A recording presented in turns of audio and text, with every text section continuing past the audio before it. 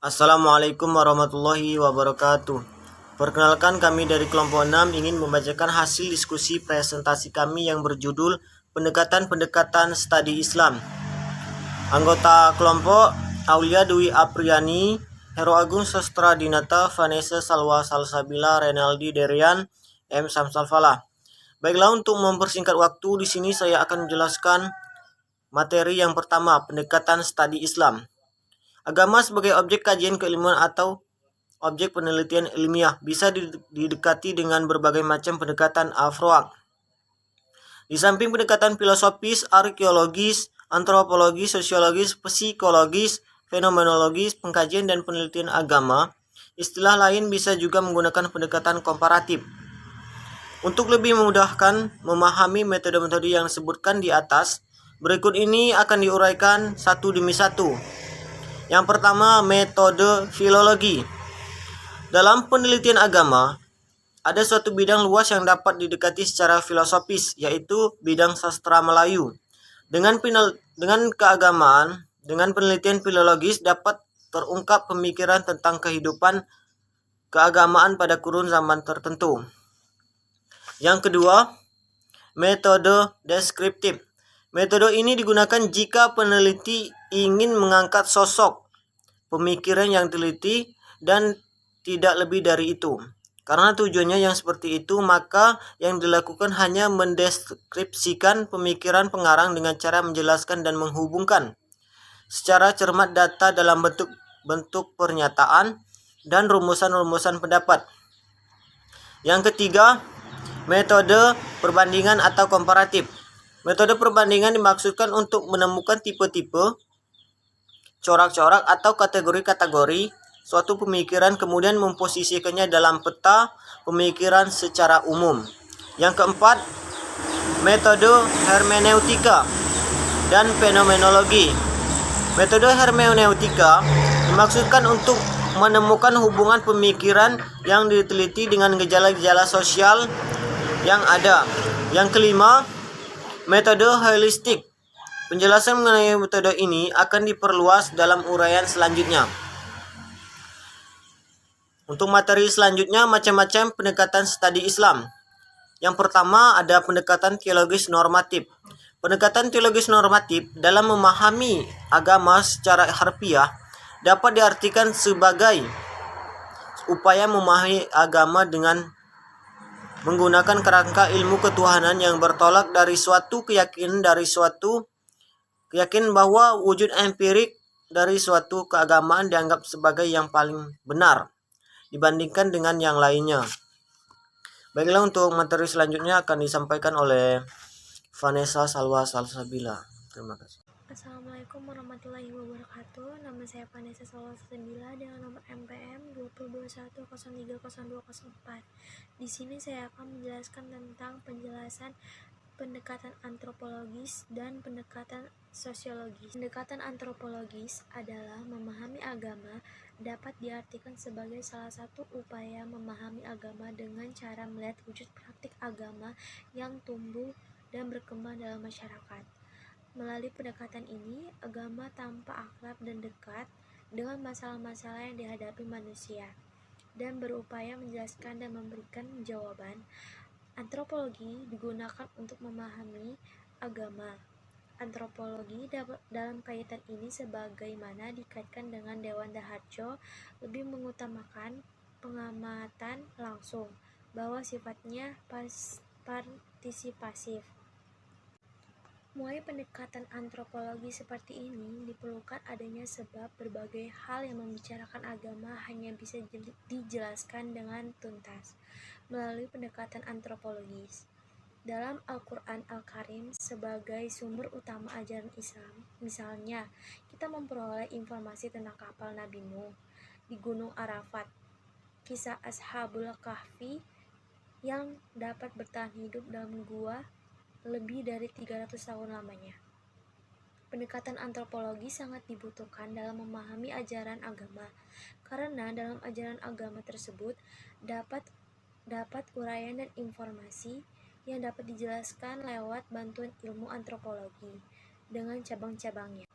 Selanjutnya, pendekatan sosiologi. Pendekatan sosiologi dapat diartikan sebagai sebuah studi yang memanfaatkan sosiologi untuk menjelaskan konsep pendidikan dan memecah berbagai konsep yang dihadapinya. Pendidikan menurut pendekatan ini dipandang sebagai salah satu konstruksi sosial atau diciptakan oleh interaksi sosial.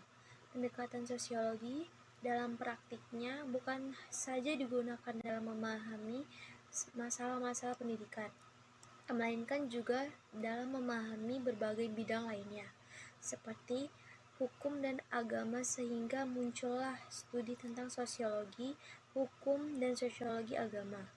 Pendidikan dengan pendekatan sosiologi ini menarik dan pentingnya untuk dikaji dan diketahui karena berbagai alasan sebagai berikut. Yang pertama, konsep pendidikan. Selain didefinisikan melalui pendekatan individu sebagaimana pada aliran nativisme, juga dapat didekati melalui pendekatan masyarakat sebagaimana pada aliran behaviorisme. Melalui pendekatan masyarakat, pendidikan dapat diartikan sebagai pewaris kebudayaan. Kedua, pendidikan adalah salah satu bentuk interaksi manusia. Ia adalah suatu pendidikan sosial yang memungkinkan terjadi melalui jaringan hubungan-hubungan kemanusiaan. Jaringan-jaringan ini bersama dengan hubungan-hubungan peranan-peranan individu yang membentuk watak pendidikan di suatu masyarakat. 3. Di kalangan aliran progresivisme, sebagaimana yang banyak diterapkan saat ini, dinyatakan bahwa setiap anak didik memiliki akal dan kecerdasan. Akal dan kecerdasan merupakan kelebihan manusia dibandingkan makhluk lainnya. 4. Program pendidikan saat ini, selain harus memuat mata pelajaran yang berkaitan dengan kepentingan nasional, juga mata pelajaran yang berkaitan dengan kepentingan lokal dan dikenal dengan istilah kurikulum lokal atau bisa disebut juga dengan kurlok.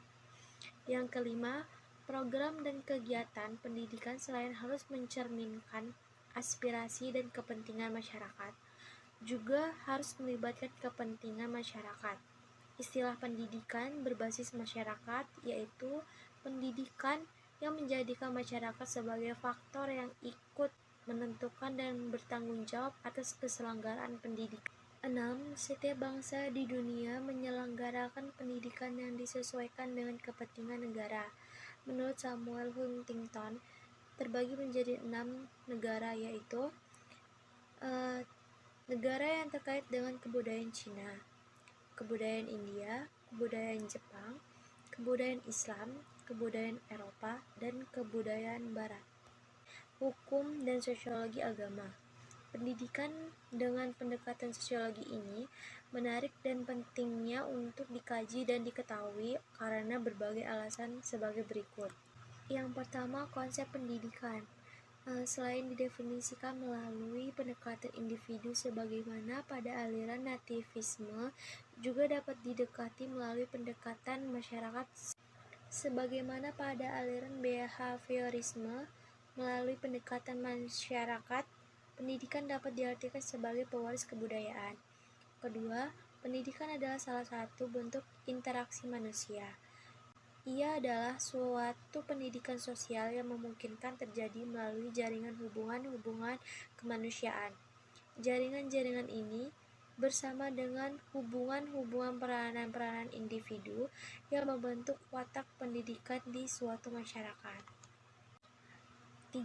Di kalangan aliran progresivisme, sebagaimana yang banyak diterapkan saat ini, dinyatakan bahwa setiap anak didik memiliki akal dan kecerdasan.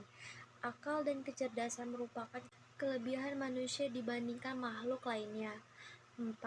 Program pendidikan saat ini, selain harus memuat mata pelajaran yang berkaitan dengan kepentingan nasional, juga mata pelajaran yang berkaitan dengan kepentingan lokal dan dikenal dengan istilah kurikulum lokal atau bisa disebut juga dengan kurlok. Yang kelima, program dan kegiatan pendidikan selain harus mencerminkan aspirasi dan kepentingan masyarakat, juga harus melibatkan kepentingan masyarakat. istilah pendidikan berbasis masyarakat, yaitu pendidikan yang menjadikan masyarakat sebagai faktor yang ikut menentukan dan bertanggung jawab atas keselenggaraan pendidikan. 6. Setiap bangsa di dunia menyelenggarakan pendidikan yang disesuaikan dengan kepentingan negara. Menurut Samuel Huntington, terbagi menjadi 6 negara, yaitu negara yang terkait dengan kebudayaan Cina, kebudayaan India, kebudayaan Jepang, kebudayaan Islam, kebudayaan Eropa, dan kebudayaan Barat. Assalamualaikum warahmatullahi wabarakatuh. Saya Awe Dwi Apriani, NPM 2021030784. Di sini saya akan membacakan pengertian dari pendekatan filosofis. Kata filsafat berasal dari kata philo, yang berarti cinta kepada kebenaran, ilmu, dan hikmah. Pengertian filsafat yang umumnya digunakan adalah pendapat yang dikemukakan Ziki Ghazalba, yaitu adalah berpikir secara mendalam, sistematik, radikal, dan universal dalam rangka kebenaran, inti, hikmah, hakikat mengenai sesuatu yang ada. Menurut pendekatan filosofis ini, seseorang tidak akan terjebak pada pengalaman agamanya yang bersifat formalistik, yakni mengamalkan agama dengan susah payah, tapi tidak memiliki makna apa-apa, kosong tanpa arti. Islam sebagai agama yang banyak menyuruh penganutnya mempergunakan akal pikiran sudah dapat dipastikan sangat memerlukan pendekatan filosofis dan memahami ajaran agamanya. Selanjutnya, pengertian histori. Sejarah atau histori adalah ilmu di dalamnya dibahas berbagai peristiwa dan memperhatikan unsur, tempat, waktu, objek, latar belakang, dan pelaku. Dari peristiwa tersebut, kesimpulan pada dasarnya kandungan Al-Quran terbagi menjadi 2 konsep dan 2 sejarah. Perumpamaan pada bagian konsep kita mendapatkan banyak sekali istilah Al-Quran yang merujuk pada pengertian-pengertian normatif yang khusus aturan-aturan legal dan ajaran-ajaran keagamaan pada umumnya. Melalui pendekatan sejarah ini, seseorang diajak untuk memasuki keadaan yang sebenarnya yang berkenan dengan penerapan suatu peristiwa. Di sini maka seseorang ingin memahami agama keluar dari konteks historinya. Seseorang yang ingin memahami Al-Quran secara benar, misalnya yang bersangkutan mempelajari sejarah turunnya Al-Quran yang disebut ilmu ashab al-nuzul, ilmu tentang sebab-sebab turunnya ayat Al-Quran. Terima kasih. Di sini saya sebagai pemateri ingin menyampaikan materi tentang pendekatan kebudayaan.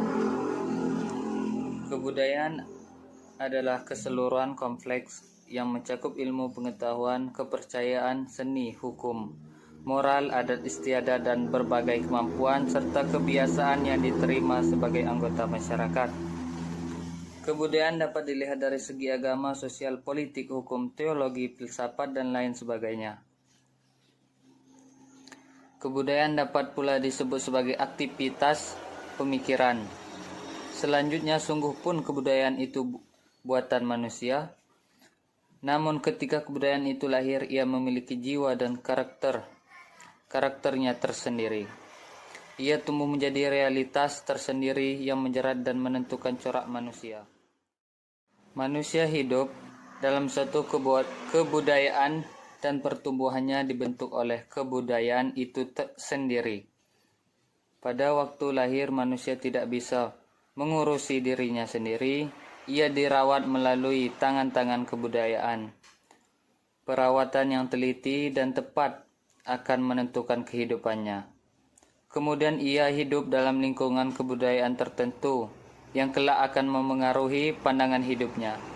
Hal ini menunjukkan bahwa manusia selalu hidup dalam alam serba budaya yang selanjutnya akan menjadi ciri khas manusia sendiri. Assalamualaikum warahmatullahi wabarakatuh. Nama saya Renaldi Dedian dengan NPM 2021030207. Di sini saya akan menjelaskan materi tentang pendekatan psikolog. Psikologi atau ilmu jiwa adalah ilmu yang mempelajari jiwa seseorang melalui gejala perilaku yang dapat diamatinya. Dalam ajaran agama, kita jumpai istilah-istilah yang menggambarkan sikap batin seseorang. Misalnya, sikap beriman dan bertakwa kepada Allah sebagai orang yang saleh, orang yang berbuat baik, dan sebagainya.